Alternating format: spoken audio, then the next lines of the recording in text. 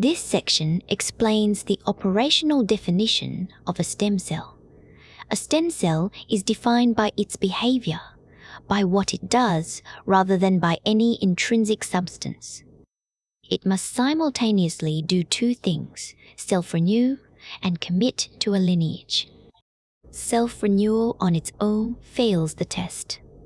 Lymphocytes copy themselves without being stem cells, so mere self-copying is not enough. The conjunction of the two behaviors is the invariant that identifies stemness. Here's the part that updates your model. This invariant lives at the level of the population, not the individual cell. The same stemness can be bookkept in two ways, either by asymmetric division, where one daughter stays a stem cell and one commits, or by symmetric division that is compensated across the pool as a whole. Till and McCulloch first caught this property empirically through their clonal spleen nodules. The whole arc of the chapter hangs on this operational definition. Everything downstream, embryonic versus adult, potency, and the niche is a specialization of it. This section explains what a stem cell actually is. A stem cell is a conjunction of two obligations held at once: self-renew and differentiate. Neither alone qualifies. Lymphocytes self-renew and are not stem cells, so the definition joins the two with a logical and requiring both, not a logical or. This makes stemness functional, proven only retrospectively. Till and McCulloch never saw a stem cell. They injected marrow, found clonal spleen nodules, and inferred the property from what the cells did. The whole chapter is the book's founding move: fix the field's entities by behavior under assay, not by appearance. Once you hold this, every later distinction, totipotent versus pluripotent, embryonic versus adult, reads as a restriction on which lineages they differentiate. This section explains how a distant stretch of DNA controls a gene. A metazoan gene is switched by what folds into contact with it in space. Its neighbors on the DNA thread do not do the switching. The operative distance is three-dimensional rather than linear. Distal enhancers, sometimes 40 to 60 kilobases away, reach their promoters by looping. The chromatin fiber bends until the enhancer touches the promoter, and transcription factors stabilize that contact. The step that carries the whole idea is that this contact is cell type specific. The beta-globin enhancer touches its promoter in erythroid cells and never in brain, though the sequence is identical in both. So lineage identity is written in which contacts the genome makes. The genome holds the same sequences across lineages, but folds them into different contacts, This section explains why a gene and its control switch behave as neighbors, even when the sequence puts them far apart. A gene and the switch that controls it can sit 100,000 bases apart along the strand and still act as neighbors, because the strand is folded. Contact in 3 dimensions rather than adjacency in sequence is the regulatory coordinate. The chapter's move is to stop reading the genome as a line and read it as a folded object. An enhancer reaches its target only when the DNA loops the two into a touch. Specificity then becomes a geometry problem, a question of who is permitted to meet whom. That question is answered by partitioning the fiber into insulated spatial neighborhoods. Read the fold, and action at a distance stops being mysterious.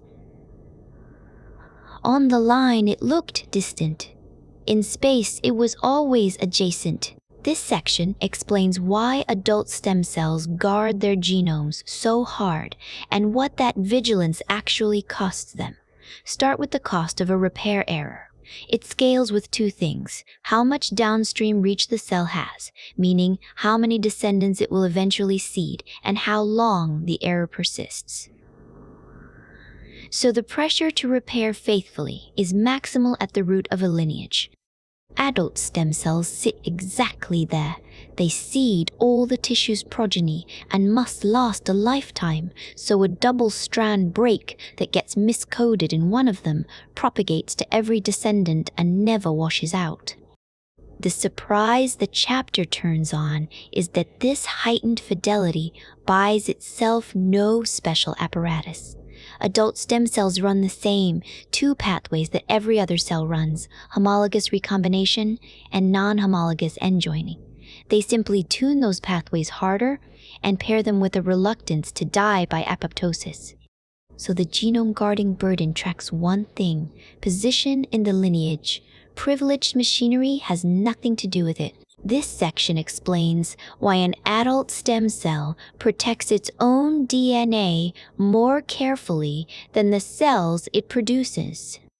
Fix the root of a lineage and let it copy forward. Any error at that root rides into every descendant, and because the root self-renews for the whole life of the organism, that error never washes out. That asymmetry is the whole chapter. Consider a double-strand break, the break that severs both strands at once and can lose the sequence outright. It is catastrophic precisely at the cell that reseeds a tissue. So the adult stem cell must guard its genome more jealously than the differentiated cells it spawns. Here is the part that should shift your model. It guards that genome with no special machinery. It runs the same homologous recombination and end joining pathways that every cell owns, merely more efficiently and often more accurately. Investment in fidelity scales with downstream reach. The source repairs harder than the leaves. This section explains why a hematopoietic stem cell's fate is read off its location rather than from the cell alone. The chapter's move is to replace the intrinsic stem cell with a positional one. An HSC is quiescent or dividing because of where it sits in the marrow, and the marrow is partitioned into a small set of coexisting specialized niches, each an address delivering its own chemical dialogue. The hard endostele surface and the arterioles hold cells dormant, low ROS, genome protected. The leaky central sinusoids license activation and exit into blood. And the traffic runs both ways. The cell remodels its niche as the niche instructs the cell. Even mitochondria cross during stress. The fate decision is computed in the tissue, not the nucleus. This section explains the niche and how one niche becomes many. A stem cell's fate is read off its surroundings rather than written inside the cell. Schofield, in 1978, named this the niche, the microenvironment that licenses self-renewal. The move in this chapter is pluralization. One niche becomes many. The bone marrow holds coexisting niches, endostele against vascular, arteriolar against sinusoidal. They partition HSC states with quiescence near the arterioles and activation by the sinusoids. The regulators are relational and redundant: endothelium, stroma, the HSC's own mature progeny, and nerves all converge on the same few signals: CX, CL12, and stem cell factor. The primitive to carry forward is the niche as a distributed adaptive field rather than an address. Remove one component and another compensates. That redundancy is why single deletion experiments so often disagree. This section explains why you never model tissue directly and what a simulation can and cannot prove. You never model the tissue. You model one cell's decision rule, its fate as a function of its environment and its internal state. Then you instantiate thousands of them and let the organization emerge. That inversion is the whole chapter. Spatiotemporal order is a consequence of local rules run forward, never something written in advance. The individual-based model treats a cell as a physical object carrying a regulatory state, and it becomes a hypothesis engine. You encode a mechanism, you simulate the crypt, and you let mismatch with data falsify the rule. Here is the boundary that reveals the structure. A model that reproduces every observation still never is the tissue. It only survives falsification. A simulation buys consistency, and consistency is all it can buy. It never buys correspondence. This section explains what a stem cell really is at the level of the primitive the chapter is built on. A stem cell is a state. A cell occupies and can leave. The whole chapter turns on a single inversion, from pedigree to flexibility. Pedigree means identity is fixed at the moment of division, and the lineage tree runs one way only, irreversible. Flexibility means any state is reachable from any other. That inversion is what the chapter builds computationally. Model each cell as a physical object whose regulatory state is read off its position in the crypt's wint and notch field. Under that model, stemness becomes an address. The tissue assigns rather than a birthright. A cell is born holding. Here is the consequence that carries the weight. Given any finite rate of regaining stemness, a tissue regenerates even after every stem cell is removed. This is Chapter 5. The model predicted this before the biology confirmed it. This section lays out the ladder of transforms that transcriptomics is built from. A cell's identity is a point in gene expression space. The transcriptome is the instrument that reads that point. All transcripts at once. The meaning globally, whole. This chapter is the ladder of transforms that turn one such reading into progressively stronger claims. The first rung is presence, which genes fire, read by bulk microarray, then RNA-seq, then single cell. The second is covariation, correlated modules found by WGC-NA. The third is causation, pruned directed networks, the jugerends. The fourth is prediction, classifiers, that name outcome genes. Each rung buys inference depth in one currency, more samples, more compute, worse noise. Its place in the book is the computational organ through which every stem cell attribute, self-renewal, differentiation, apoptosis, becomes measurable. Resolution and inference are orthogonal axes. You climb both, and the noise rises as you do. This section explains the single move behind every method in the chapter. Start with one matrix, genes against samples. Every method here is the same move performed on that matrix. Impose a constraint so an underdetermined problem yields structure. A threshold selects differentially expressed genes. A penalty, the lasso, shrinks a predictor set. A power beta bends a correlation graph until it goes scale-free. Each of these is a regularizer, a choice of what to privilege, principled yet arbitrary, and de Sturcker and Charbord never hide that arbitrariness. Hence the closing point. The whole chapter drives toward, even the most refined algorithm yields a hypothesis, never a result. Experiment must confirm it. The chapter is the book's computational lens, the way every downstream stem cell dataset gets read. This section names the core problem of X chromosome inactivation.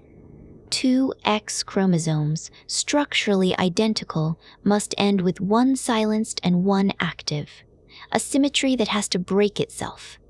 That is the whole problem the chapter names. Dosage compensation demands that the female cell count its X chromosomes against the autosomes, choose all but one to inactivate, then hold that choice stably for life. The regulatory network in the sick is the machine that turns counting plus choosing into a bistable outcome. It hinges on one antagonistic pair, ZIST, the coding long non-coding RNA, that silences versus 6, its repressor. Everything downstream is elaboration of that switch. The chapter's real hook is its coupling. The switch is wired to the pluripotency network, so X chromosome inactivation fires only at the developmental moment the embryo permits. This part explains how a cell silences all but one X chromosome without ever counting. A cell that must silence all but one X chromosome never counts to 1. It reads the X to autosome ratio. X-encoded activators weighed against autosomally encoded inhibitors, and the threshold is crossed only where the activator dose doubles in females. The guarantee of exactly 1 comes from the measurement erasing itself, the silencing transcript. ZIST, once it coats a chromosome, degrades the activators encoded on that same chromosome in cis, dropping the dose back below threshold before a second X can follow. The mechanism selects by extinction rather than by counting. The signal that triggers the act consumes the signal that triggered it. Tether that feedback to loss of pluripotency, and a robust developmental clock emerges from a ratio and a suicide. This section explains the chapter's central claim about how a liver cell is made from a stem cell. Fate is a trajectory you replay, not a substance you administer. The chapter's thesis runs like this. To make a hepatocyte from a pluripotent stem cell, you do not assemble liver. You rerun embryogenesis in a dish, delivering the same morphogen signals in the same temporal order. The embryo used, and the cell walks its own lineage from definitive endoderm to hepatoblast T, and the cell walks its own lineage from definitive endoderm to hepatocyte. The word that carries this is transposable. The hepatic protocol is one instance of a single recipe, the staged recapitulation of development. Change the signal sequence, and you change the endpoint. The liver case teaches the template for every directed differentiation. What the cell becomes is encoded in the order of what you show it. This section explains how to manufacture a cell type. The move is to replay the developmental path that builds it in the embryo, rather than engineer the finished cell directly. That is the whole idea, and the liver is only its worked instance. Directed differentiation walks a pluripotent cell down the same signal sequence that ontogeny itself runs, stage by stage. First, activin for endoderm, then FGF and BMP, then HGF and OSM. The embryo is the algorithm, and the protocol is its transcription. The hepatocyte recipe does not generalize. The principle does. Any target cell is reachable by recapitulating its developmental trajectory. The tell that the replay stays incomplete is that the cells arrive fetal, not adult. The dish omits the neighbors and the spatial context that finish maturation in vivo. This section reads, Hydra as a control experiment on aging. Take an animal from near the root of the metazoan tree, and its stem cells let you isolate what aging actually depends on. Hydra keeps 3 lineages whose self-renewal never decays. It's eternal lineages, and the whole polyp inherits that property. There is no age-linked rise in mortality, no fall in fertility, and senescence is negligible. The inversion that turns the whole picture is this. Aging is a downstream consequence of stem cell exhaustion, a built-in cost of being an animal. It is not. Remove the decay, and the organism simply stops aging. And because Cnidaria branched before the Cambrian, yet still run the same signaling pathways as vertebrate stem cells, those shared circuits are the ancestral stem cell program itself. Hydra exhibits the invariant with the noise stripped away. This section reads stemness backward through deep time to the point where it simplifies. Hydra is a cnidarian that diverged more than 600 million years ago, diploblastic with about 20 cell types.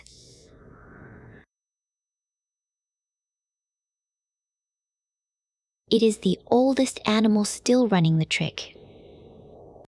The whole body is a standing flux of 3 eternal lineages.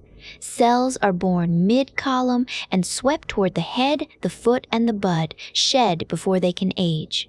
Non-senescence follows, simply what a body is when self-renewal never stops. The chapter's job in the book is to isolate stemness at its evolutionary floor, so that the conserved signaling core the vertebrate chapters describe separates cleanly from the vertebrate-specific overlay. Aging becomes the derived case. The deathless polyp is the null one. This part explains how some vertebrates regrow a lost limb, and where the ability comes from. Some vertebrates answer amputation with a faithful replica rather than a scar, and the trick reuses an old program instead of building new machinery. Across the anamniotes, meaning fish, salamanders, and pre-metamorphic frogs, the primitive that does the work is the blastema. The blastema is a mound of undifferentiated, mostly lineage, restricted progenitors that reruns embryonic development downstream. Yet it is launched by injury signals rather than by developmental timing. The compression is that regeneration and repair diverge on this single axis. Repair patches locally and scars. Regeneration rebuilds 3-dimensional form and function, and the blastema knows what to rebuild. Past a critical size, it carries its own positional identity, regrowing exactly the missing segment even when transplanted into an eye socket. This section explains what happens when a salamander loses a limb, and why regeneration turns out to be the same process that built the limb the first time. Cut a salamander's limb, and it summons no reserve of master cells. It re-enters embryogenesis on demand. The blastema is the growth bud at the stump. It looks like a ball of pluripotent stem cells, but it is a crowd of lineage, restricted progenitors, each one remembering its tissue of origin, collectively rerunning the program that built the limb the first time. Here is the move that carries. Regeneration is development licensed by injury. Wound and nerve signals reopen the same SH and FGF morphogenetic loop that patterns the embryonic bud. From this, you can predict the rest. What regenerates is what keeps that re-entry accessible. What scars over it, as mammals do, does not. This section explains what makes a cell a stem cell in a plant. The answer is where the cell sits. What it descends from does not decide it. Position does. That inversion is the one the whole chapter turns on. Plants build organs their entire lives, from tiny niches at their growing tips called the meristems. Within each meristem, a self-correcting feedback loop pins an undifferentiated zone in place. The loop runs between an organizing center and the stem cells it signals to through a pair of genes called WUS and CLV3.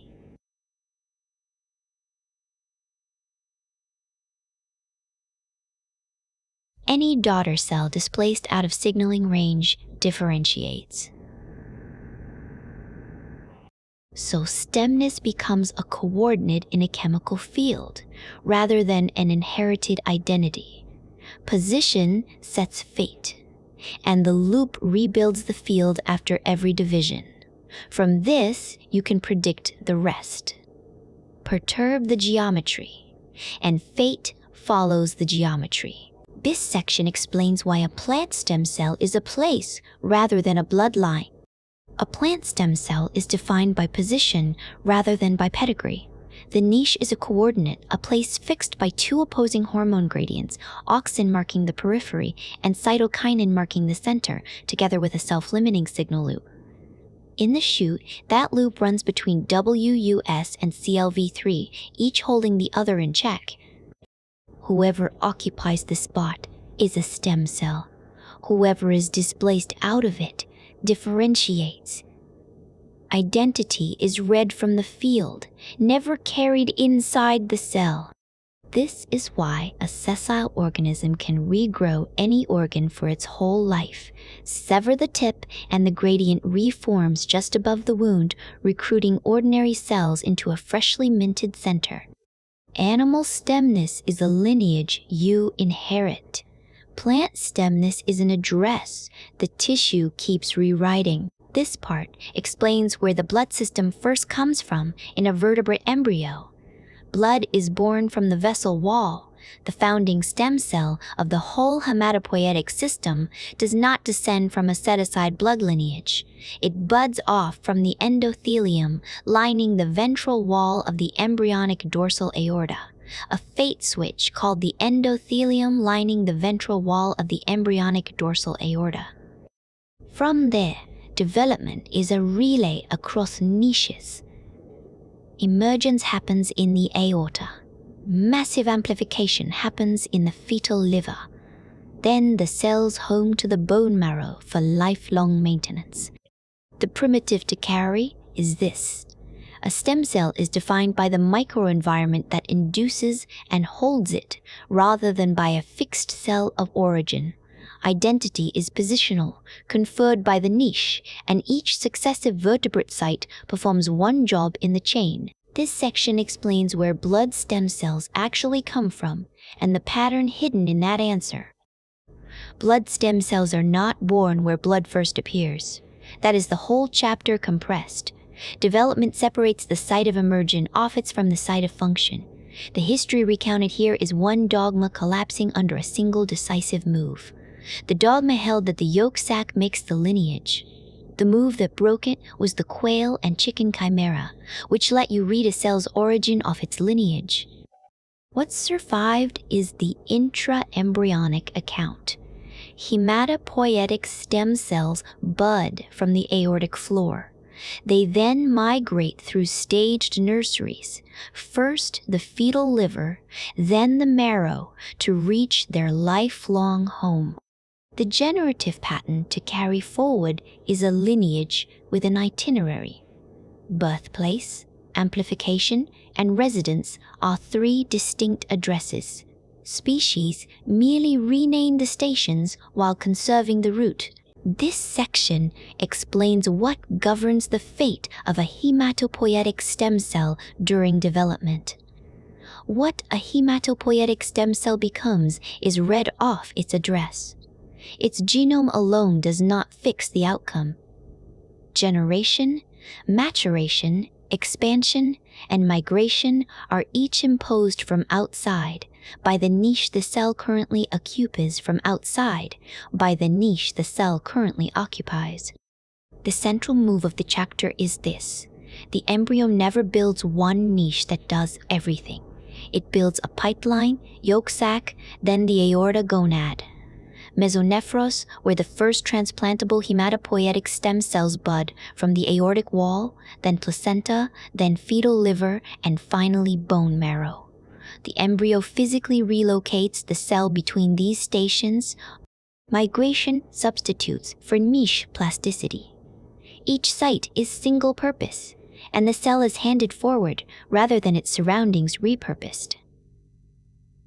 Non-cell autonomous means the environment is the program, and the program is spatial. This part explains how the embryo makes a hematopoietic stem cell, and why that method cannot be reproduced in a dish. A hematopoietic stem cell is not built in one place and not from the inside. The embryo manufactures it by routing precursors through a moving sequence of niches. First the yolk sac, then the aortic wall of the AGM, then the placenta and the fetal liver. Each location performs one step that no other can: generation, then maturation, then maturation, then maturation, then maturation, then expansion. Identity here is non-cell autonomous. The surrounding tissue, not an internal program, decides what the cell becomes. This is the chapter's whole cargo, and the reason the cells resist expansion ex vivo. You cannot copy the recipe into a dish because the recipe is not a molecule. It is an itinerary distributed across environments that the embryo builds and dismantles in turn. This section explains what a hematopoietic stem cell actually is and why the definition runs backward.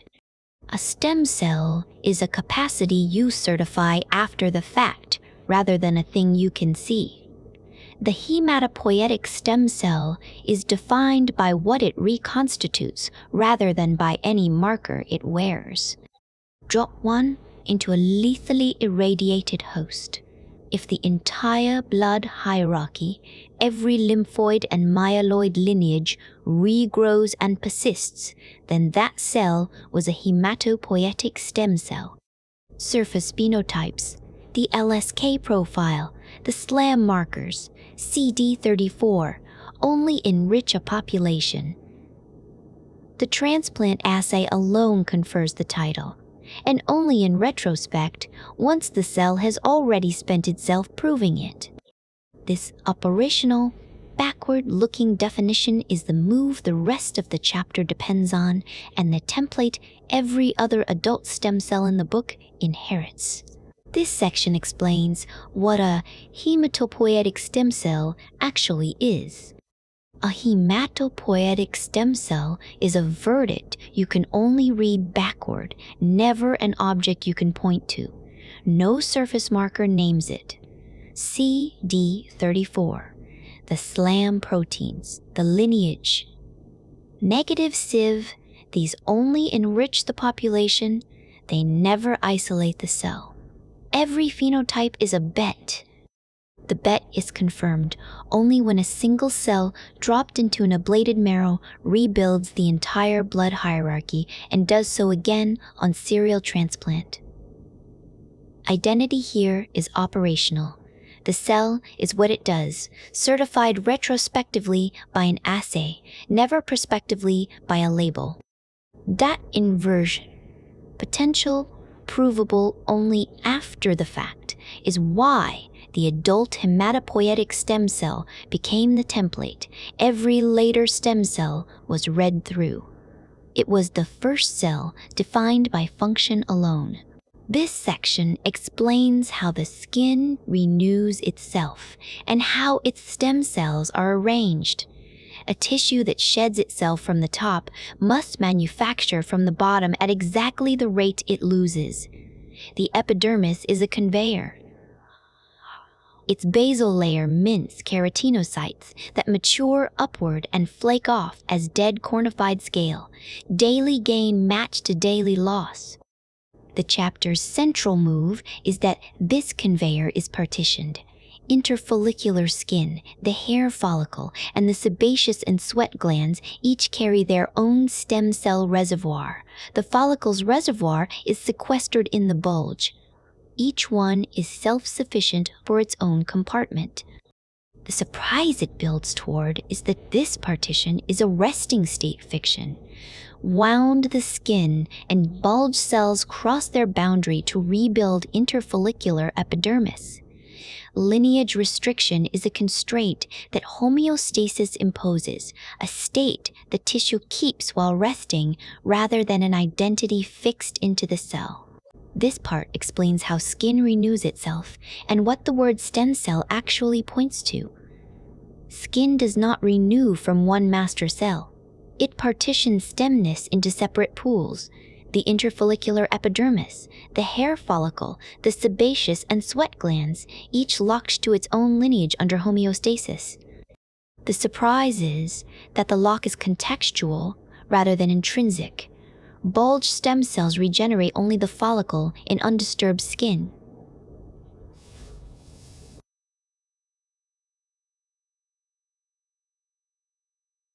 Wound the tissue, and those same cells cross the boundary and rebuild the epidermis. Potency is a property of the cell in context, of the cell taken together with its niche, and not of the cell alone. The niche gates fate. Injury unlocks the latency. Read this way: stem cell names a relation to a compartment rather than a substance. That is why lineage tracing, following cells where they live and not cell isolation in a dish, is what settles what a given cell can become. This section explains why mammary stem cells look multipotent in one experiment and unipotent in another, and what that split tells you about potency itself. Every fragment of the gland transplanted rebuilds the whole gland, so the adult must harbor multipotent stem cells. Yet trace those same cells in situ, unmoved from their niche, and each makes only its own kind. Basal begets basal, luminal begets luminal. The contradiction dissolves once you see that the assay defines the answer. Transplantation reads capacity, what a cell can do torn from context. Lineage tracing reads behavior, what it does at home. Homeostasis runs on unipotent progenitors.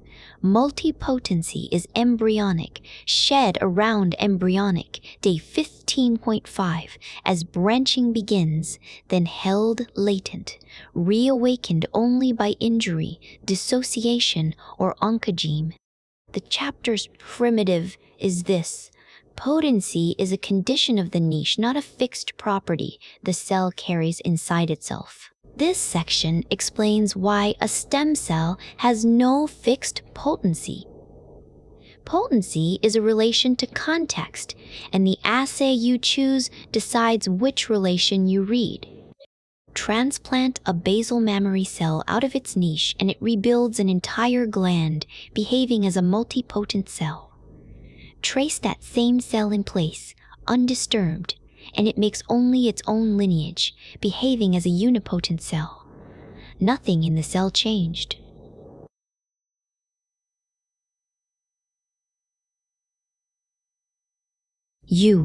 So what a cell can do and what it does are different questions with different answers.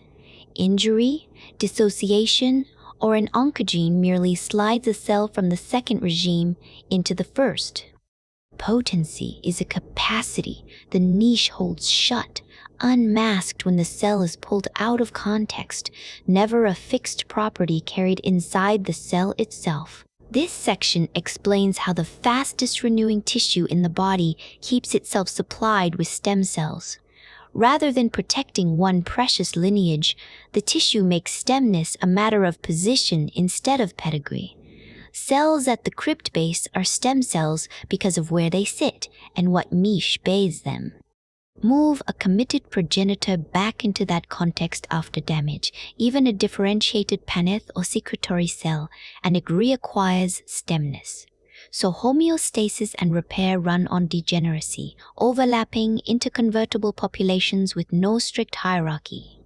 There are abundant cycling LGR5 positive columnar cells and a slow cycling LGR5 positive columnar cells and a slow cycling reserve at the +4 position. Robustness comes from the role being fillable by many, not from any one cell being irreplaceable. Identity here is a state. The tissue addresses, not a fate, cells are born into. This part explains why stemness in the intestine is a matter of position rather than pedigree. The crypt base is a niche that manufactures stem cells out of whatever occupies it. The fast LGR5 positive columnar cells and the slow cycling +4 reserve cells interconvert freely. After injury, committed cells revert to full multipotency.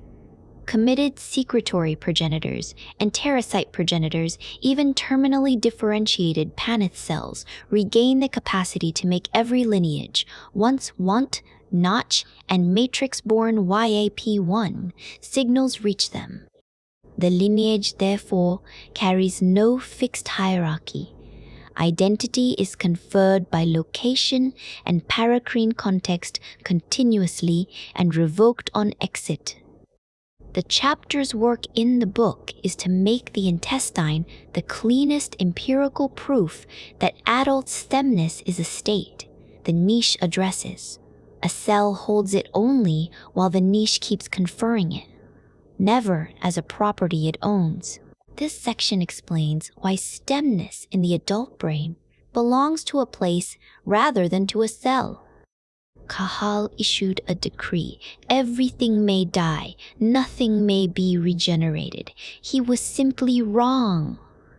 The adult mammalian brain keeps a few true stem cells that still make neurons. But the chapter's real move is quieter. Stemness here is a property the niche confers, not one the cell owns.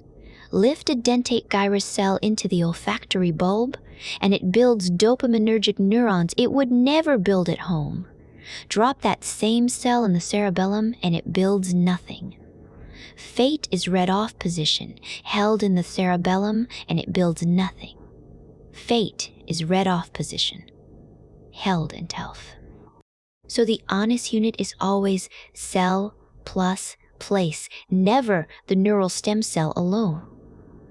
4 regions, each with its own rules, and no generalization survives the move between them. This section explains why stemness is better understood as a role than as a fixed cell type.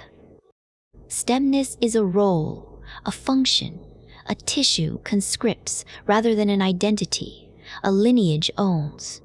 The passage dismantles the noun. The liver regenerates through ordinary hepatocytes. Injured epithelium recruits differentiated cells that dedifferentiate into facultative stem cells. Grafted MSCs heal by secreting cytokines rather than repopulating the tissue. Each of these is the same move. Whatever cell can perform the regenerative act is, for that moment, the stem cell. Hence the chapter's reframing, a specific but fleeting state rather than a defined cell type with a precise molecular signature, as Zipori puts it. Now you can predict the rest. Try to purify stemness down to a surface marker and you fail, because you are hunting a noun where there is only a verb. This section names the second stem cell of bone marrow and how the field earned the right to call it that. A stem cell earns the noun by what it does across generations, never by what it wears on its surface. Friedenstein's colony assay made this operational. One marrow cell, replanted under the skin, rebuilds bone, cartilage, fat, and the stroma that shelters the blood stem cells. Then that cell yields a daughter colony doing the same. The chapter's whole arc is the field converting a hopeful label, mesenchymal stem cell, into a demonstrated function through stacked criteria: rarity, clonogenicity, quiescence, self-renewal, multilineage output, and serial transplantability. This is the marrow's second stem cell, the non-hematopoietic partner to the HSC. It is validated exactly as the HSC is, by the transplant rather than the marker. This section explains why a stem cell was named before anyone had watched one behave like a stem cell. A stem cell is what it does. It self-renews, and it generates multiple lineages. Yet the field named one before showing any cell doing either. Friedenstein's marrow colonies and Kaplan's coined term, mesenchymal stem cell, both rested on an operational proxy. whatever adheres to plastic and clones into fibroblasts. That assay measures one thing only: adherence. Stemness is a property the culture never certified, yet the name carried it in anyway. The chakta is the slow repayment of that debt. Each bona fide cell is earned only by satisfying a checklist: rarity, quiescence, transplantability, self-renewal, and in vivo multipotency. The entity is reconstructed backward from its assay shadow until ISCT demoted the unproven majority from stem to stromal. This section explains why a discarded tooth is the cheapest source of stem cells you can find. A thrown-away organ is the cheapest stem cell reservoir there is. The tooth's whole genius is access. A milk tooth exfoliates on its own, and a molar gets pulled for orthodontics anyway, so the dental pulp hands over its multipotent MSC like cells, the dental pulp stem cells, without opening a new wound. Here is the step that does the work. These cells descend from the neural crest, whereas the bone marrow gold standard descends from mesoderm. Embryonic origin fixes the repertoire, so you get the same multipotent grammar, yet it reaches fates the marrow cell cannot. Neurons, corneal cells, melanocytes. The chapter's thesis is that origin plus accessibility, rather than any novelty of the stem cell itself, makes the tooth a privileged instance of the MSCC pattern you already hold. It is the same, primitive, harvested from what you would throw away. This section explains why dental stem cells act as signaling sources rather than replacement tissue. Pull a milk tooth and you hold a sample of the same mesenchymal stem-like population sitting in every vascularized organ, cheap to harvest, which is why dentistry led the field. The chapter's real move is deflationary. These dental pulp cells mostly do not rebuild dentin or bone by becoming it. Implanted, most die within a week. The repair they drive runs through their secretome, the paracrine signals that recruit and instruct the host's own progenitors.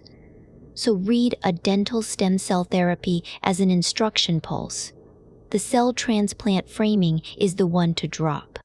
The name stem cell promises replacement.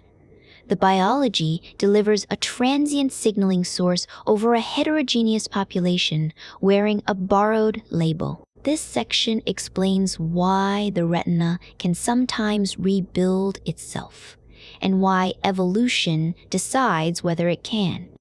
Regeneration is a reawakened developmental program rather than a stored blueprint.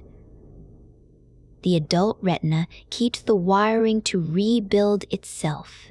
Evolution only gated access to it. Read across vertebrates, and the gate is a dial. Fish leave their Mueller glia, coupled to the embryonic progenitor program, so injury re-enters those cells into the cycle, and the retina regrows from within.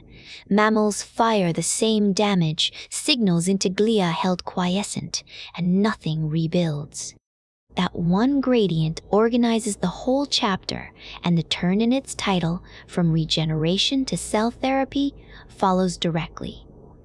Where the retina can no longer rerun ontogeny from inside, ES and iPS cells supply the missing progenitors from outside. This section explains why the retina is where regeneration of the central nervous system gets tested. The retina is the central nervous system made legible, a layered neural sheet you can watch, wound, and rebuild. Its force as a chapter is comparative. Regenerative capacity here is a phylogenetic gradient, not a simple presence or absence. Fish and amphibians rebuild a whole retina from the ciliary margin, even transdifferentiating pigment, epithelium, into neurons. Birds and mammals silence the same program at birth. That gradient is the argument. The mammalian retina keeps the machinery dormant, and dormant means silenced rather than deleted.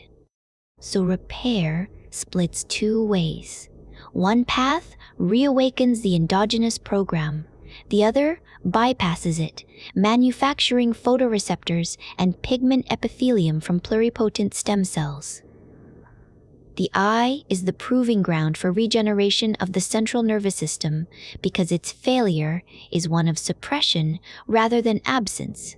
This section explains why the tumor's stem cell hierarchy is the same structure the book has been building, but with its definition turned inside out. The stem cell hierarchy the book has been building, a self-renewing apex-feeding committed progeny, recurs inside the tumor, but with the definition inverted. The glioma stem cell is a functional cellular state rather than a fixed cell type, as Chapter 22 puts it. That single move carries everything. Because stemness is a state, no marker captures it, not CD133, not CD15, not ITGA6. Multiple clones are equipotent, and any surviving cell can reversibly re-enter the apex. The hierarchy becomes an attractor landscape rather than a lineage tree. This is why glioblastoma is incurable. Therapy kills cells but not the state, and recurrence is repopulation from a phenotype the tumor can always regenerate. Cancer as the hierarchy's plastic dark mirror. This section explains why a glioblastoma behaves less like a lump of broken cells and more like an organ rebuilding itself. A tumor here is a hierarchy that reruns the brain's own developmental program, with a stem cell state at its apex regenerating everything beneath it. The step that does the work is this. A glioblastoma stem cell is a state rather than a type. Any tumor cell can enter it reversibly, tuned by its microenvironment. The 4 GBM cell states interconvert, and each one can rebuild the whole tumor from scratch.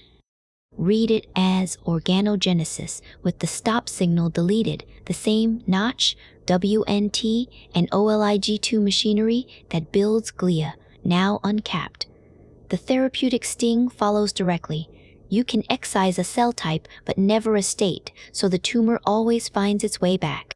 This section explains why the heart is the organ that cannot heal itself, and what tissue engineering does in response. Barely 1% of cardiomyocytes renew per year, so infarcted muscle collapses into inert fibrotic scar and stays there. Loose cells injected into that scar mostly die or wash out. Proteolytic dissociation strips them of the attachments.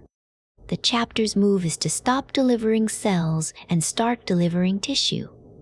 Grow the cardiomyocytes ex vivo on an ECM, mimicking scaffold until they self-assemble into an organized contractile syncytium, then graft that construct.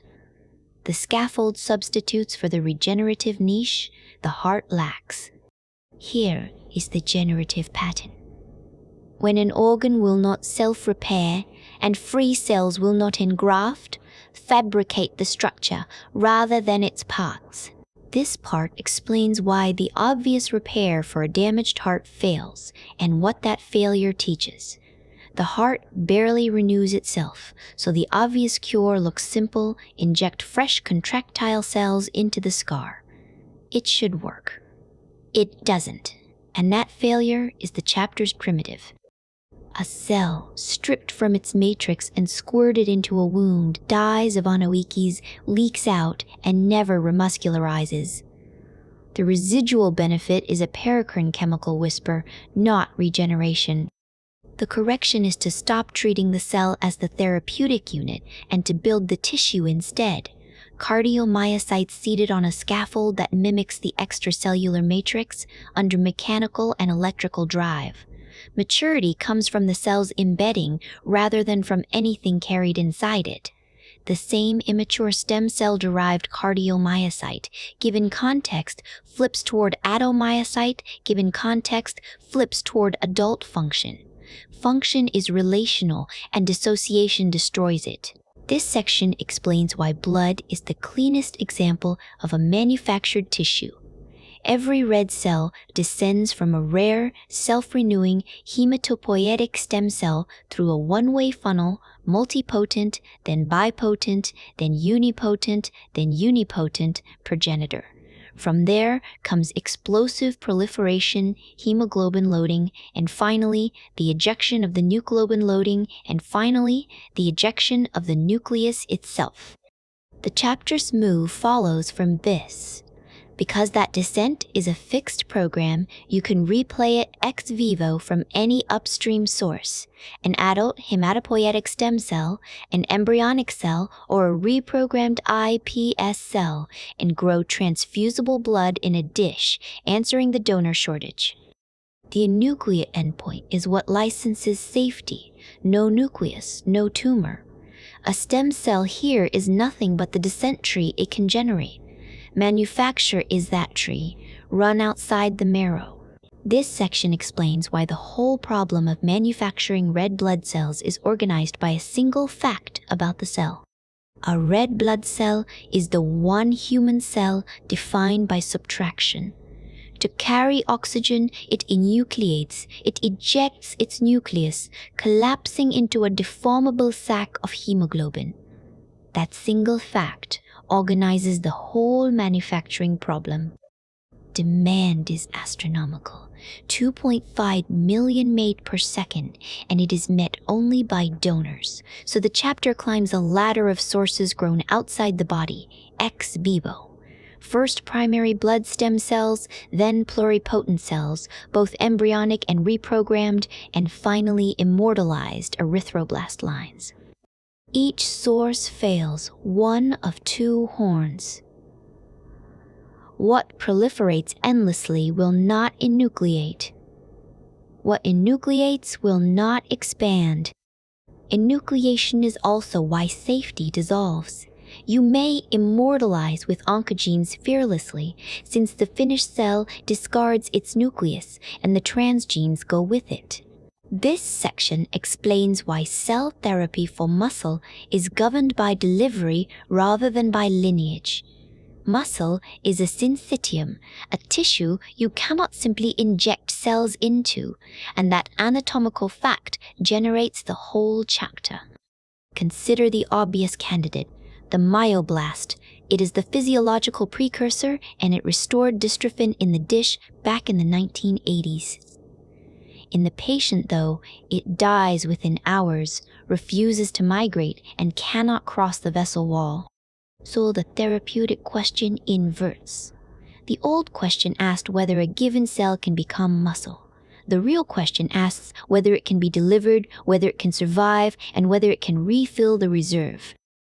Every later candidate is scored against transport logistics, systemic routing through the blood, engraftment, genetic correctability, and restoration of the satellite cell pool. Lineage alone never counts. The ideal cell is defined by how it reaches and persists. What it becomes is secondary. This section explains how the therapeutic cell is chosen by the shape of the disease rather than by any raw measure of its potency. The therapeutic cell is selected by the geometry of the disease. Its raw stemness is not what decides. Decades of failure in muscular dystrophy.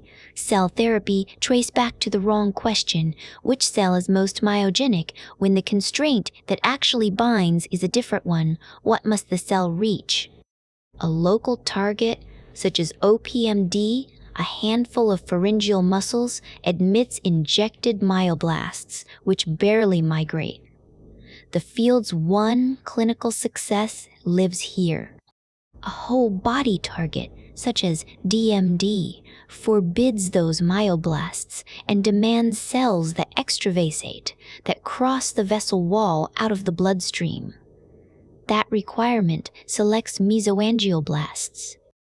The delivery route partitions the candidate space, and the extent of the disease picks the partition. The cell is defined by what it must do under that constraint, never by what it is in isolation. This part explains what a law about human embryonic stem cell research actually governs. A law here regulates not a technique, but a status assignment, where a polity draws the line at which a cluster of cells acquires the moral weight of a person. Every criterion the chapter enumerates: embryos created for research, somatic cell, nuclear transfer, surplus lines left over from assisted reproduction, human embryonic stem cells alone, collapses onto one axis. How much protection the pre-implantation embryo is granted. Countries sort along that axis, from the permissive United Kingdom and Spain through restrictive Germany, with France midway, because they answer a single question differently. Not many. The generative move is this. Read any national regulation as one moral coordinate projected onto administrative machinery. The chapter's understated turn is that the coordinate is migrating, the delicate question shifting from the embryo's origin to pluripotency itself. This section explains how the law around stem cells encodes a metaphysical claim about when a person begins. Start from a general principle. What a jurisdiction forbids reveals where it locates moral personhood. Human embryonic stem cells are regulated for what destroying an embryo to obtain them means, not for what the cells physically are. The law is a projection of a metaphysical boundary onto administrative procedure. France, Spain, the UK, and Germany differ only in where that boundary sits. One biological object. 4 legal regimes spanning the whole range from permission to prohibition. The shift this chapter marks is a migration of the regulated referent. It moves away from origin, the destroyed embryo, toward potentiality, pluripotency itself. The state's disquiet tracks the capability rather than the cell. The pattern is predictive. You can derive any country's statute from where it fixes the start of a person. This section explains what the term stem cell actually names. Stem cell names a place in a lineage, the maximal self-renewer relative to some chosen lineage, some chosen time window, and some chosen set of traits. Read that way. The familiar quarrel over whether a stem cell is an entity or a stem. Cell is an entity or a stem. Cell is an entity or a state turns out to be a false axis. Cross those two questions, and the one-dimensional debate resolves into a 2x2. The 4 cells are categorical, dispositional, relational, and systemic. Different tissues sit in different cells of the grid, and there is no single right answer across all of them. Here is the move that carries. A 2-valued dispute is often a collapsed product of 2 orthogonal axes. Factor it back apart, and the 4 corners predict which cancer therapy cures and which merely empties a niche for relapse to refill. This section explains why a debate that looks binary is often a 2x2 grid collapsed onto a single diagonal. The field argues entity versus state. Is stemness an intrinsic essence a cell is born with, or a reversible function a cell can enter? Laplane's move is to notice that this question smuggles 2 independent ones. Can stemness be acquired, and does the microenvironment determine it? Cross the 2 axes, and stem cells come in 4 kinds rather than the 2 the debate assumed. Different tissues instantiate different kinds. Blood behaves unlike skin. That is the chapter's work inside a biology book, philosophy handing biology a corrected ontology. It shows that the question, what is a stem cell, has 4 answers precisely because the category was never one thing. The heterogeneity is structural, built into what a stem cell is, rather than a surface complication. This section closes the book by relocating stemness from noun to verb. Stemness stops being something a cell is and becomes something a cell is doing. That single relocation is the whole concluding move. Every open thread in the book folds into one question: capturing pluripotency, niche crosstalk, single-cell heterogeneity, computational integration, clinical translation, all of them collapse into asking how a single stem cell integrates intrinsic, niche, extrinsic, and systemic signals to decide between self-renewal and commitment. Answer that, and the entity versus state dispute dissolves. A stem cell is a condition transiently induced by context, present even in a differentiated cell given the right niche. Expect no catalog of therapies here. The future outlook is this one ontological reframing. This closing section frames stemness as a computation a cell performs. Stemness is a decision a cell computes, the integrated output of signals arriving at three scales. The first is cell autonomous, the cell's own gene network, nanog, SOX2, and OCTOR. The second is local, extrinsic, the niche around it. The third is systemic, the niche around it. This closing chapter's single move is to collapse every prior system in the book onto one open question. How does a single cell fold that variety into a binary, self-renew, or differentiate? That reframes the field's foundational ambiguity. The stem cell as a fixed entity versus a transient state, as an empirical bet on the secondity versus a transient state. Predict the rest from there. Heterogeneity, plasticity, and dedifferentiation all follow once you treat stemness as a computed state rather than an intrinsic label.